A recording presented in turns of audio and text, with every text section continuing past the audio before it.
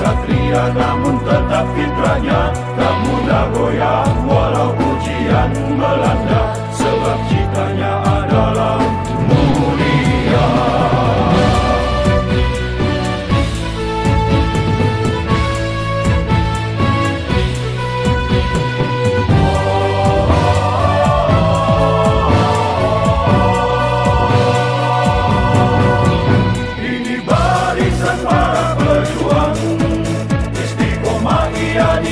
Cita-citanya menjadi cahaya di dalam keluarga, karena surga adalah yang dirindukannya. Ini barisan para pejuang, istiqomah ia selalu menjaga hatinya, tetap teguh di dalam keimanan dan tetap bertahan di setiap keadaan.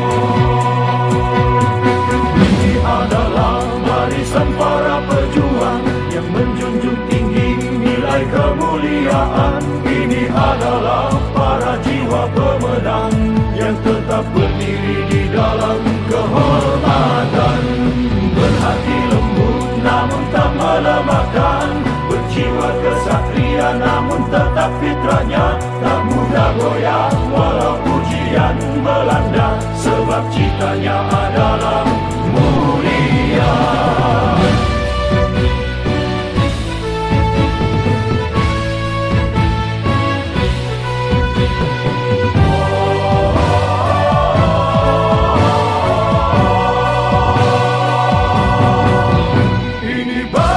Para pejuang, istiqomah ia di dalam cita-citanya, menjadi cahaya di dalam keluarga, karena surga adalah yang dirindukannya.